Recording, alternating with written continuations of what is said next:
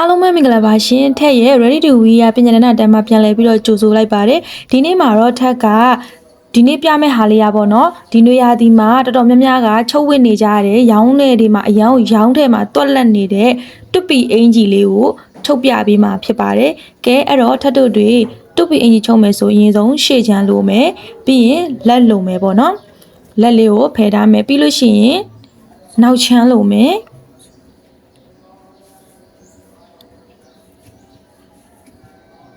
ပြီးသွားပြီဆိုလို့ရှိရင်အိတ်ကက်လိုမယ်ပေါ့နော်ထက်ကတော့ညှက်ပြီးပြီဆိုတော့ပေါ့နော်အကုန်လုံးကိုလိုအပ်တဲ့အချမ်းလေးတွေပြပြတာပေါ့နော်ကဲအကွတ်လိုမယ်အဲ့ဒါကရှာကန်နောက်ချမ်းကွတ်လိုမယ်ပြီးပြီဆိုလို့ရှိရင်တော့လယ်ဘေးမှာကွတ်မဲ့ကျဲသီးထက်မဲ့ထဲမဲ့အကွတ်လိုပါတယ်ကျဲသီးကွန်းလေးတွေလိုပါတယ်ကဲဒါဆိုလို့ရှိရင်ကျဲသီးကို3လုံးတက်မှာပေါ့နော်ထက်က3လုံးတက်မှာဆိုတော့လယ်ဘေးမှာ3လုံးအကွတ်မှာတစ်ခါတည်းတက်ထားပါမယ်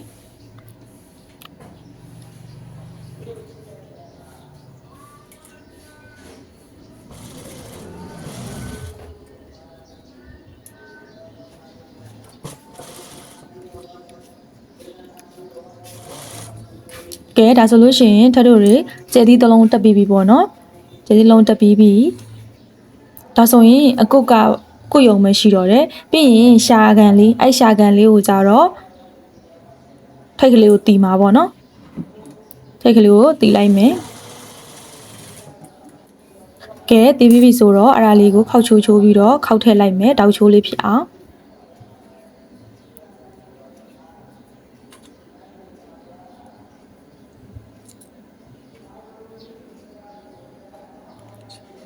ဒါဆိုလို့ရှိရင်အဲ့ဒါလေးကိုနှလွာလေးပူးလိုက်ပါမယ်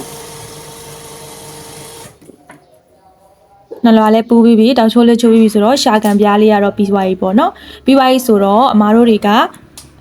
ရှေ့ချမ်းကိုစပြီးတော့ကွတ်တော်မယ်ဆိုတော့ရှေ့ချမ်းပေါ်မှာအကွတ်ကိုတင်ပြမယ်ပေါ့နော်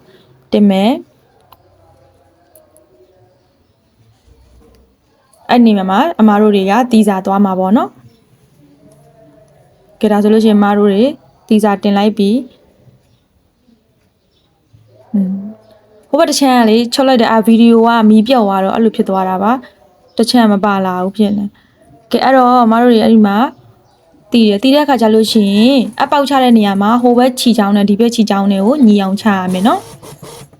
တစ်ခုကတိုးပြီးတစ်ခုကရှည်လို့မရပါဘူးအဲ့ဒါဆိုမလှပါဘူးညီအောင်ချရမယ်ကဲတီးပြီးဆိုလို့ရှိရင်အမားတို့တွေဒီမှာတီးပြီးသွားပြီပေါ့နော်အပေါက်နှစ်ခုကညီရမယ်ရှာခွဲဖြစ်တဲ့အတွက်ကြောင့်ပြီးရင်အဲ့ဒီထိတ်ကလေးကိုကက်ကြီးလေးနဲ့ကက်ကြီးဦးလေးနဲ့ခွဲလိုက်ရမှာပေါ့နော်ထိတ်ကလေးကိုလည်းမကြော်ရအောင်နော်ဟိုဘက်ကိုလည်းမကြော်ရအောင်အထဲကိုလည်းဝင်လို့မရဘူးခြီချောင်းရဲ့ခြီပေါင်းနဲ့ကွက်တိကြအောင်ခွဲရမှာနော်တောက်ကလေးတွေကြလို့ရှိရင်လည်းအဲ့ဒီတောက်အကြီးမထားခဲ့နဲ့တောက်ချိုးလို့မကောင်းဘူးအဲ့ဒါကြောင့်မို့နည်းနည်းလေးတောက်ချိုးပုံစံလေးညှက်ထုတ်လိုက်တော့ပေါ့နော်ပြီးရင်လေဘင်းကိုအဲ့လိုကကြီးလေးတွေတောက်တဲ့ခါကျတော့မှလေဘင်းရလေပို့ပြီးချုပ်ကြတာအဆင်ပြေတယ်ကကြီးမတောက်ရင်ချုပ်လို့အဆင်မပြေပါဘူးပြီးလို့ရှိရင်မတို့တွေလှန်ထုတ်လိုက်တာပေါ့နော်တောက်ချိုးလေးတိုင်းလှန်ထုတ်လိုက်မယ်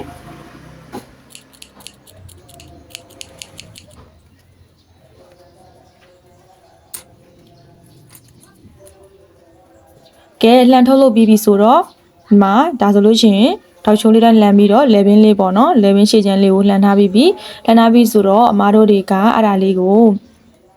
ဒီလေဘင်းရဲ့ထိတ်ကနေပြီးတော့ပေါ့နော်အမားတို့တွေအဲ့လိုမျိုးတေချာလှန်နော်လှန်ပြီးမှချုပ်ကြမယ်နော်လေဘင်းရဲ့ထိတ်လေးကိုအမားတို့ပြီးလို့ရှိရင်အနှစ်ဖားလေးနဲ့တပြားချုပ်လိုက်မယ်ပြီးတပြားချုပ်ချင်လည်းရပါတယ်ကိုကြိုက်ရင်ကြိုက်တယ်လို့ချုပ်လို့ရတာပေါ့နော်ကိုစိတ်ကြိုက်ပေါ့မားကတော့ပြီးတပြားမချုပ်တော့ဘူးထိတ်ဖြားလေးနဲ့ပဲအနားသားလေးကနေပဲသွားပြီးတော့ချုပ်လိုက်တာပါ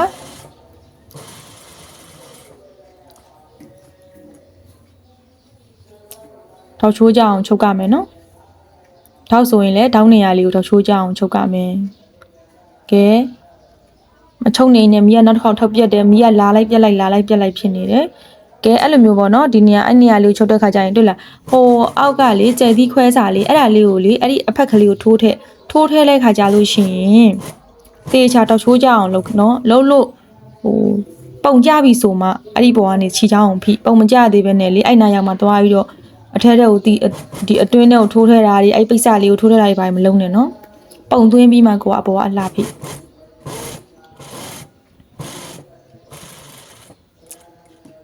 အဲ့ဒါကိုအမားကဘယ်နှချောင်းချုံမလဲဆိုတော့မားကအဲ့ဒါကို9ချောင်းပေါ့နော်အလှဖိမှာမား9ချောင်းအလှဖိမယ်အရင်ဆုံးမားကြတော့အဲ့ဒီအနားလေးတွေကိုတစ်ချောင်းအရင်ဖိပြတာပေါ့နော်ဒီဟာလေးကိုကဲဒါဆိုလို့ရှိရင်အမကဒါလေဘင်းပုံလေးပေါ်သွားပြီပေါ့နော်လေဘင်းပုံလေးရှေ့ခွဲတွပီအင်ကြီးရဲ့လေဘင်းပုံစံလေးပေါ်သွားပြီခုခစ်စားနေတာကြတော့တချို့ကလည်း4ချောင်းချုပ်တယ်တချို့ကလည်း5ချောင်းချုပ်တယ်5ချောင်းချုပ်တယ်ဆိုတော့အမကတော့5ချောင်းချုပ်တာပေါ့နော်အဲ့ဒါမှအမတို့ကဘီတပြားတတ်တာလေးအမက5ချောင်းချုပ်မယ်ဘေးကနေပြီးတော့မှပေါ့နော်ဘီတပြားအဲ့လိုမျိုးဘီတပြားတတ်တာလေးချုပ်ကြတယ်ခြေချောင်းကအလှယူတာကိုအဲ့တော့ခက်ကြဲကြဲလေးချုပ်တာပေါ့နော်ခက်ကြဲကြဲလေးပြီးတပြားတတ်တာလေးပေါ့နော်အဲ့လိုလေးချုပ်တာပေါ့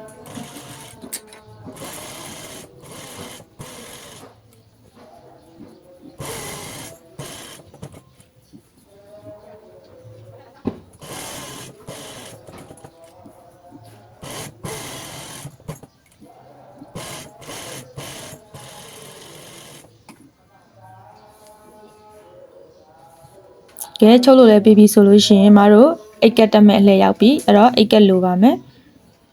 အိတ်ကက်လေးကိုအနားလုံးမယ်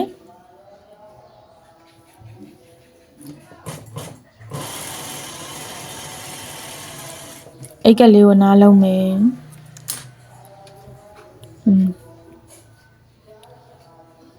ပြီးတော့မတို့တွေအိတ်ကက်တက်မယ်ပေါ့နော်အိတ်ကက်လေးကိုမရဲ့အိတ်ကက်ကကြတော့အောက်ပိုင်းကိုကြတော့မ V shape ပုံလေးပေါ့နော်အနာသားလေးကိုခောက်ပြီးတော့တင်လိုက်မယ်မချုပ်ပြတော့ဘူးเนาะကဲအဲ့တော့မှအိတ်ကက်ချုပ်ပြီးပြီအိတ်ကက်ချုပ်ပြီးသွားပြီဆိုတော့ခါကြလို့ရှိရင်မတို့ကဘာလုပ်မလဲဆိုရင်ပခုံးတွဲမယ်ရှစ်ချမ်းလေးကပြီးသွားပြီเนาะရှာခွဲပြီးပြီအလှဖိပြီးပြီအိတ်ကက်ပြီးပြီဆိုရင်ပခုံးတွဲမယ်အစင်ရောက်ပြီပခုံးတွဲမယ်အစင်ရောက်ပြီဆိုတော့ပခုံးတွဲမယ်နောက်မှာအမညှက်ထားတဲ့ကွတ်စာလေးမှတင်ပြမယ်ဒီမှာပခုံးတွဲတဲ့အခါကျလို့ရှိရင်မတို့ဒီဘက်ထိတ်ကလေးကနေပြီးတော့တွဲလာပြီးလို့ရှိရင်အဲ့မှာထောက်ချိုးပြီးတော့ပြန်ဝိုက်ပြီးတော့ဟိုဘက်ကိုလည်းထောက်ချိုးပြီးတော့ပြန်ပြီးတော့အတန်းလေးပေါ့နော်ပခုံးချုပ်နေကြအတိုင်းချုပ်ကြမယ်အဲ့မှာမချုပ်ပြထားဒီမှာနော်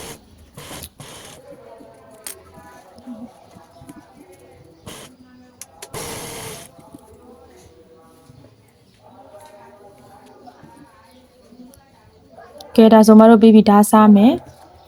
ဒါစားပြီးပြီဆိုရင်မတို့ကဒီကွတ်စာလေးကိုကွတ်မှာပေါ့နော်ကွတ်စာလေးကိုအလှဖိမယ်နောက်ချမ်းကွတ်စာအလှဖိမယ်ပေါ့နော်အလှဖိလို့လွယ်အောင်အဲ့ဒီအလဲကတီထားတဲ့ဟာလေးတွေကိုကကြီးလေးနဲ့ခွဲပေးရမယ်ကကြီးလေးနဲ့မခွဲပေးရင်ကွတ်လို့လည်းမလှဘူးချုပ်လို့လည်းမကောင်းဘူးပေါ့နော်ကဲမတို့အဲ့ဒါလေးကိုအလှဖိမယ်အထဲထဲကိုခောက်စာလေးကိုသေးသေးလေးတွေထိုးထည့်ပြီးတော့ပေါ့နော်ညီအောင်ချုပ်ကြမယ်နော်ကဲဒါဆိုလို့ရှိရင်မတို့ကွတ်စာလေးကကွတ်လို့ပြီးပြီ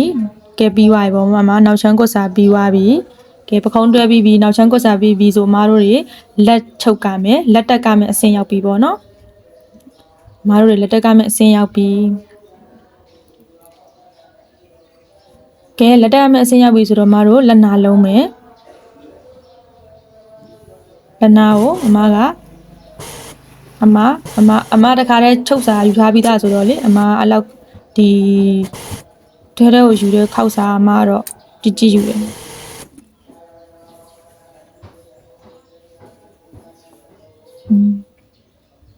ပြီးလို့ရှိရင်မတို့တွေလက်တက်မယ်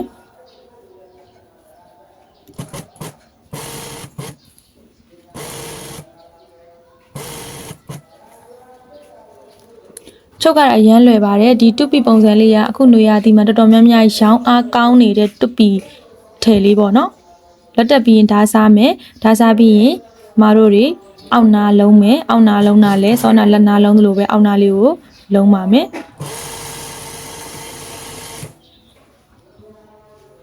အမရဲ့ဗီဒီယိုလေးတွေကိုလေကြည့်ပြီးတော့လေအိမ်မှာလိုက်ချုပ်ကြည့်နော်အရန်ကိုလွယ်တယ်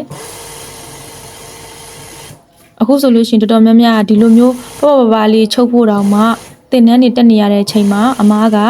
အကုန်လုံးကိုတင်တန်းမတက်ဘဲနဲ့ပညာတနာအနေနဲ့ကိုလည်းအိမ်မှာနေချုပ်ချင်လဲရတယ်ပြန်ရောင်းချင်လဲရတယ်ပေါ့နော်အဲ့လိုမျိုးလေးဖြစ်အောင်အမားကတင်ပေးတာပါကဲအောက်နာလုံးပြီဆိုတော့အမားတို့ဖေးပိတ်ဖို့ပဲရှိတော့တယ်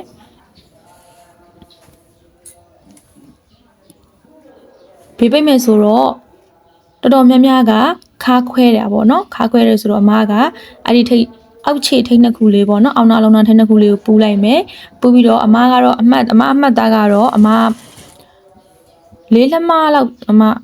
ချလိုက်တယ်လေးလက်မလောက်ချတယ်ချပြီးအနီယာလေးတက်ကင်တော့ပြီးတော့အမားတို့ဘေးကိုတီးတာပေါ့နော်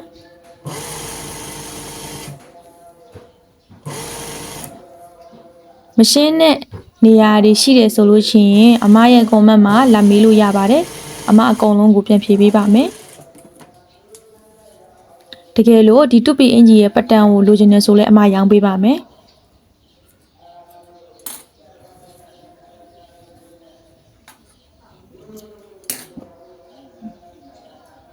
ဒါကတော့အမချုပ်တာမီဒီယမ် size ပေါ့နော်မီဒီယမ် size ကိုအမချုပ်ထားတာကဲအဲ့တော့အမတို့ပြီးပြီဆိုတော့အောက်နားလေးကိုဒီမှာခွဲထားတဲ့ခါခွဲလေးကိုလုံးထည့်မယ်ပေါ့နော်လုံးထည့်ပြီးတော့ကတ်ချုပ်လိုက်အောင်မယ်အရန်ကိုလွယ်တယ်ရန်ကိုလွယ်တယ်မချုပ်တတ်ရင်တော့ခန့်ရင်ခန့်နေမှာပေါ့နော်တကယ်တော့လေချုပ်တတ်တဲ့ခါကျရင်အရန်ကိုလွယ်တယ်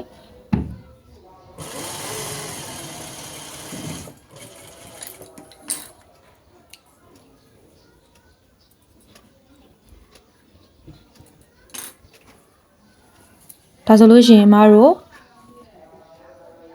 ခါခွဲပေါ့နော်ခါခွဲလို့ပြီးပြီဘေးလဲပိတ်လို့ပြီးပြီပေါ့နော်ဒီမှာဟိုဘက်ကိုပိတ်လိုက်မယ်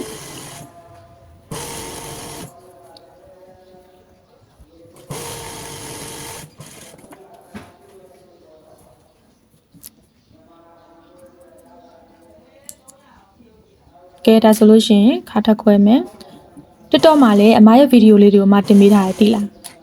အမချုပ်နီလေးတွေအမတင်ပေးထားတယ်သိလား TikTok မှာလည်းလာပြီးတော့ TikTok မှာလည်းဝင်ပြီးတော့လေ့လာလို့ရပါတယ်ဒီဘက်ပြီးဆိုလို့ရှိရင်အဲ့ဒါကိုမတို့ဓာစားမယ်နော်ဓာစားပြီးဆိုရင်တော့တစ်ထည်လုံးကိုမတို့တွေချုပ်လို့ပြီးဆုံးသွားပြီ